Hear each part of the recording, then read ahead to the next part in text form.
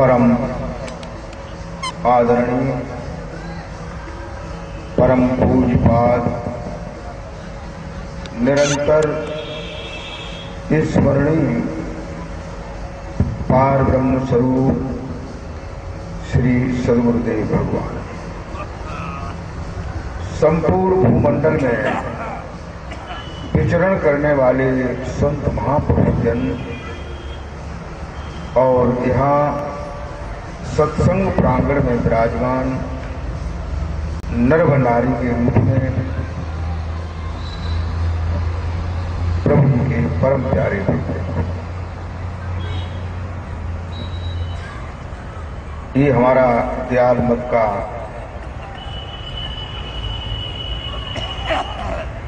सत्संग समागम चतुर्दिवसीय सत्संग समागम है। आज समागम का प्रथम दिवस है। प्रेमी भक्तों, किन्हीं कारणोंवश आज हमारा सत्संग जो है कुछ विलंब से शुरू हो पाया है।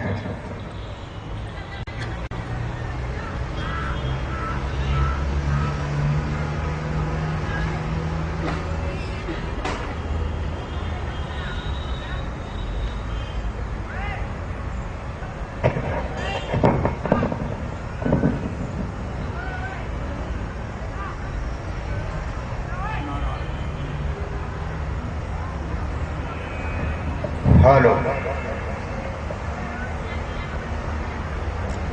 प्रेमी भक्तों, सत्संग वह ज्ञान विज्ञान की सतत और मधुर निरंतर धारा है, जिस धारा में अगर हम स्नान करते हैं तो हमारे सभी पाप जो है नष्ट हो जाते हैं और भक्ति का अंकुरण हो जाता है। देखो, इसी सत्संग रूपी ज्ञान गंगा में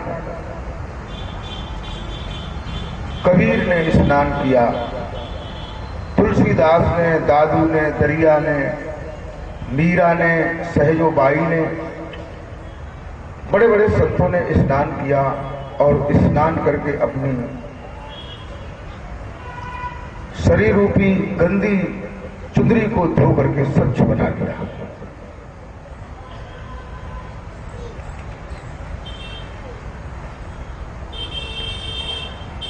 अगर हम चाहें तो हम भी अपनी चुंदरी को साफ कर सकते हैं। प्रेमी भक्तों, आज संसार में बहुत से मत, धर्म, पंथ, सिद्धांत जो हैं अपनी अपनी बात कहते हैं और हम भी अपनी बात कहते हैं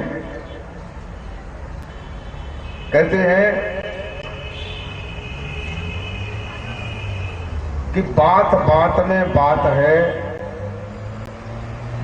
जिम ज्ञानी कहते हैं कि बात बात में बात है और बात बात में बात, और जिम केला के पात में पात पात में पात। जैसे केला का जो पौधा होता है उसके पत्तों से ही केले का जो है तना बनता है। अगर उनके पातों को हम हटाते जाएं तो हटाते हटाते हटाते हटाते हटाते हटाते अंत में कुछ नहीं रहता है। कुछ नहीं का मतलब खाली, शून्य। और शून्य कहते हैं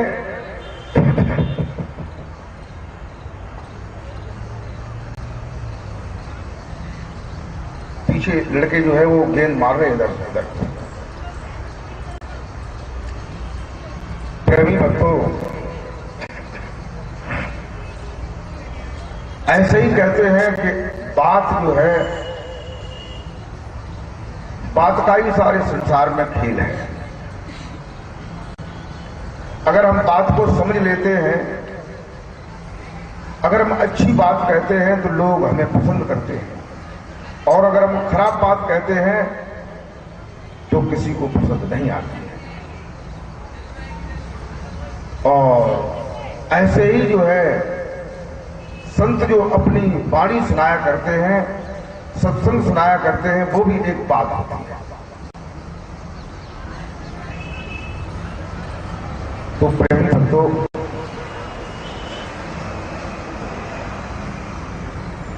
सत्संग की कितनी बड़ी महिमा है। जिस महिमा को सुनाते सुनाते शेष शारदा और बड़े बड़े ऋषि जो है सुनाते चले आए, जो नहीं सुना पाया। महिमा को सुनाते सुनाते 4 वेद, 6 शास्त्र, 1 से 8 उपनिषद, रामायण, गीता, कुरान, बाइबल, तौरेत, बड़े बड़े ग्रंथ बने। ये सब संतों की ही तो वाणियां हैं जो ग्रंथों में लिखी हैं। पहले के संत जो है बता गए, अपना प्रैक्टिकल करके उन्होंने देखा, लेकिन अब हम जो है केवल उसको पढ़ते हैं और कहते हैं। संतों ने बताया है कि कहे न सुनन की बात नहीं। ये बात जो है परमात्मा को प्राप्त करने की बात है, वो केवल कहने की ही नहीं है और न केवल सुनने की है। सारी दुनिया के लोग केवल यही जानते हैं कि ये बात जो है केवल कहने की है और सुनने की है। वास्तव में परमात्मा कहीं होगा किसने देखा, प्रभु होगा किसने देखा। प्रेमी भक्तों,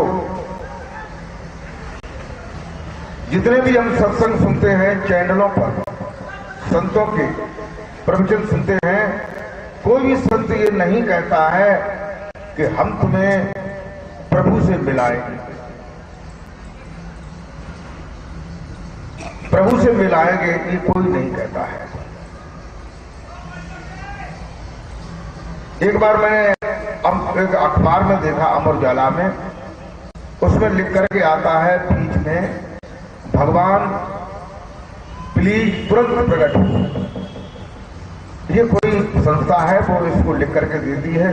उसके फोन नंबर भी नीचे हैं, फोन से बात करो तो वो ये बताते हैं कि भगवान प्लीज तुरंत प्रकट हो।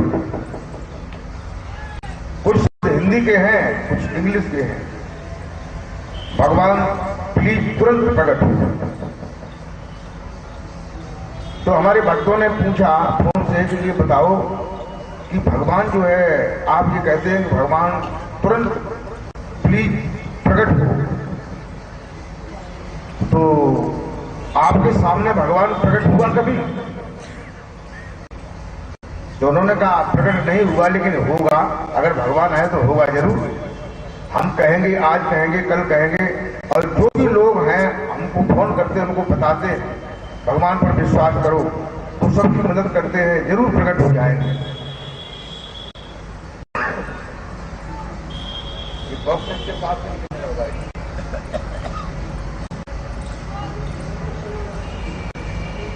हेलो,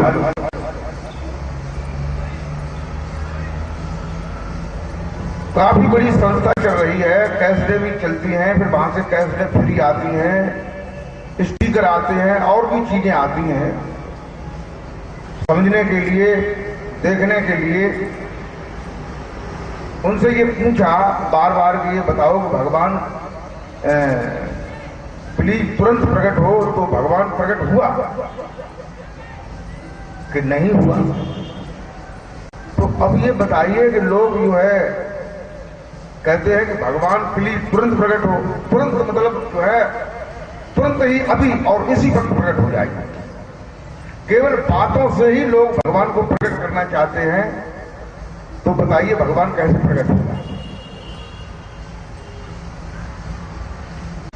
हम जो है अपने मुख से ये कहें कि रोटी लाओ, हमको भूख लगी है, अभी रोटी लाइए, और रोटी न हो, रोटी तो बनाई जाती है, जब बनेगी, सब्जी बनेगी, रोटियां बनेंगी, तब वो तुम्हारे सामने आएगी। और फिर ये भगवान तो कोई रोटी सब्जी है नहीं कि हमने कहा और भगवान एकदम आ जाए। तो प्रेमी भक्तों,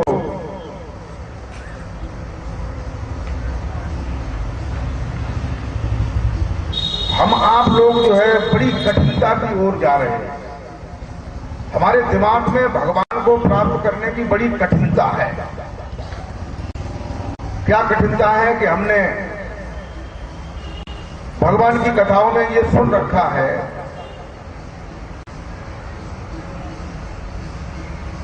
कि जब ध्रुव के पिता उत्तानपाद ने दूसरा विवाह कर लिया था,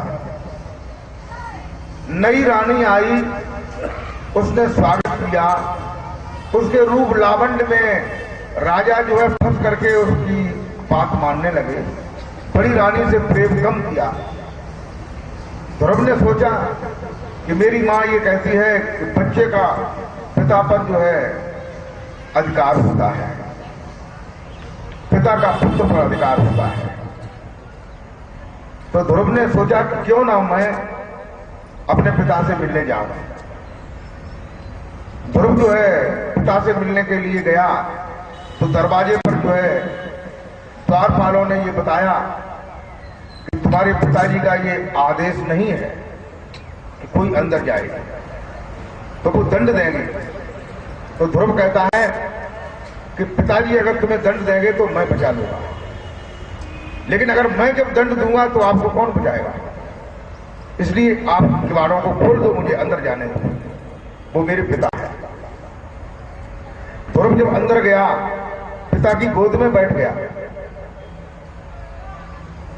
उसकी मौसी ने देखा, ईर्ष्या हो गई उसे, उसने उठ करके झलकार के उसकी बाजू पकड़ करके नीचे उतार के जमीन पर डाल दिया और ये कहा कि ये गोद तेरे लिए नहीं, ये मेरे पुत्र के लिए है, तुझे गोद में ही बैठना था तो मेरी कोख से जन्म लेता।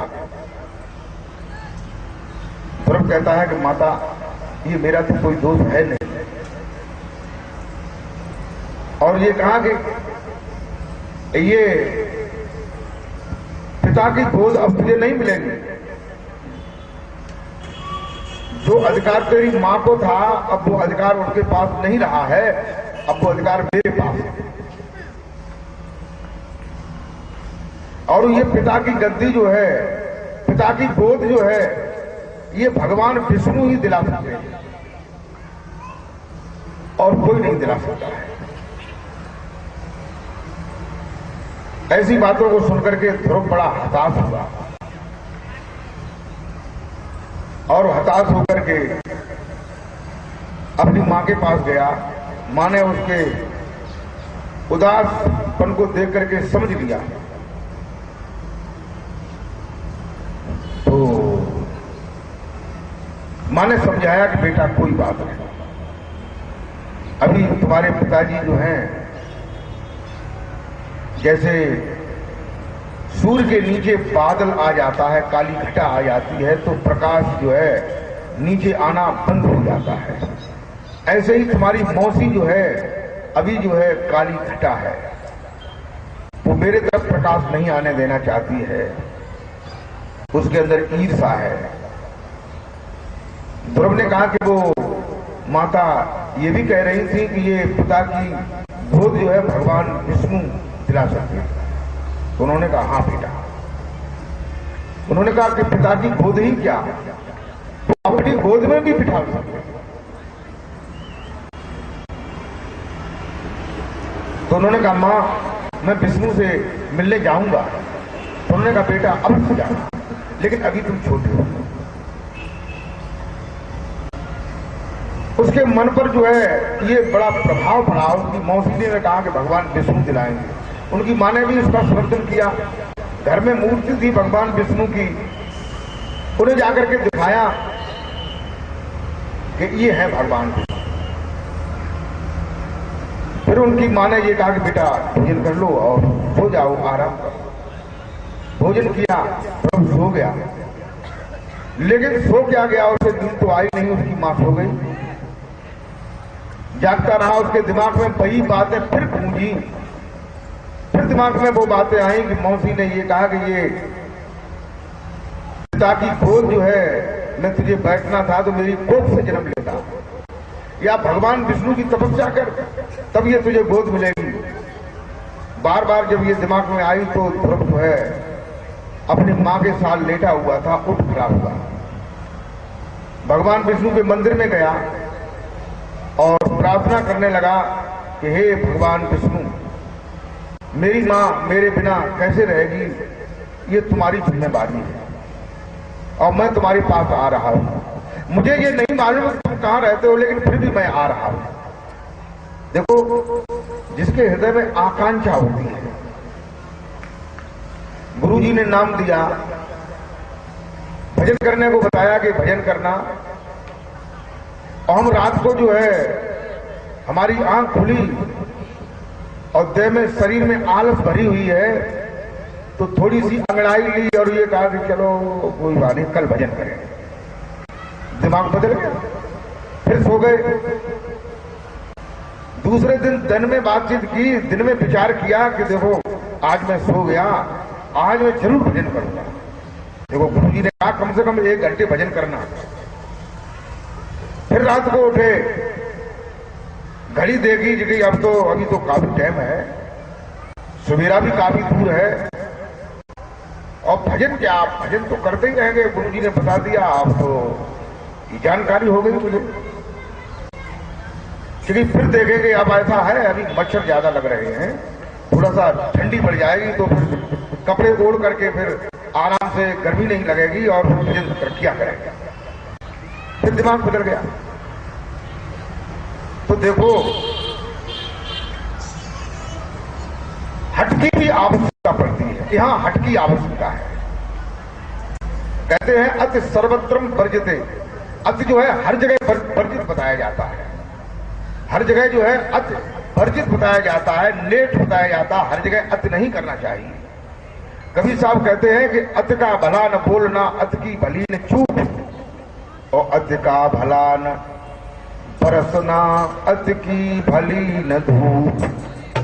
कहते हैं कि अति का भला न बोलना, ज्यादा बोलना भी अच्छा नहीं होता है, कि ज्यादा बातें करोगे तो कहां से बातें लाओगे, फिर झूठी झूठी बात करोगे। किसी आदमी से बात करोगे, अपनी बात को जमाने के लिए, बैठाने के लिए आदमी उससे झूठी बोलता है कि हम वहां गए तो हमने हाथी की टांग पकड़ करके उसको फेंक दिया, और ये अंदाज नहीं लगाया कि हाथी कितना बड़ा होता है, कितना वजन होता है, कैसे तुम फेंक लोगे। झूठ उतनी भी कहो जितनी झूठ चल जाए, और फिर झूठ न कहो तो क्या, लेकिन आदमी जो है बिना झूठ के नहीं रहता। प्रेमी भक्तों,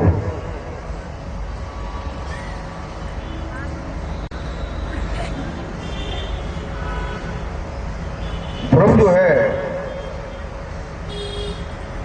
ये कहकर के अपनी मां के पास आता है और ये कहता है कि मां सो रही है, और अगर तुम जाग जाओ तो मुझे नहीं जाने दोगी, इसलिए मैं जा रहा हूं, तुमको प्रणाम कर रहा हूं, भगवान विष्णु के पास जा रहा हूं। और ध्रुव चल दिया।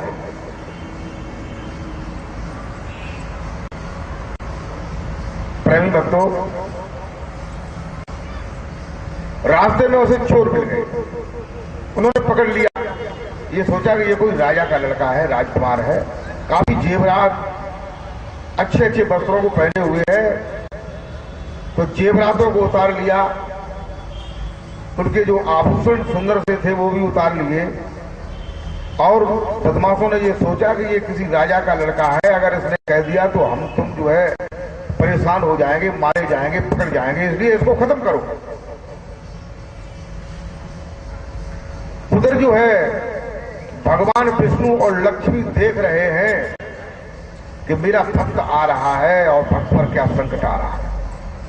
लक्ष्मी जी वहां आकर के उसकी मदद करने लगती है। सर्प बन करके जो है उन चोरों को डसने लगती हैं, वो मर जाते हैं। फिर आगे आता है, आगे तूफान आता है, आंधी आती है, बरसात होती है, ओलों की वृष्टि होती है, सामने पानी ही पानी हो जाता है। छोटा सा बालक है, पानी में घुस करके चल रहा है, आगे कांटों पर चल रहा है, लेकिन वो ध्रुव जो है वो ये कहता है कि मैं पीछे नहीं हटूंगा। कहते हैं रोजाना सोचते हैं कि भजन करेंगे और फिर भजन नहीं होता है, तो क्यों नहीं होता है कि तुम्हारे अंदर हट नहीं है। इसके लिए हट नहीं है, इसके लिए तुम हट करो कि मुझे भजन करना है और जरूर करना है, आज मैं जरूर भजन करूंगा, तो आप करने लगेंगे। ऐसे ही जो है ध्रुव हट पड़ गया और भगवान को ढूंढने के लिए चल दिया। अंत में जब भगवान विष्णु ने ये समझा कि ये अभी इसे ज्ञान भी नहीं कि मेरा कौन से नाम का स्मरण करेगा और ये मुझसे मिलने आ रहा है, कहते हैं कि चलन चलन सब कोई कहे हमें आदेश हो और नाम न जाने काम को पहुंचेगा कहीं ठौर। न मुझे न इसे ये मालूम है कि मैं कहां रहता हूं और न इसे ये मालूम है कि मेरा वास्तविक नाम क्या है, जिस नाम के स्मरण करने से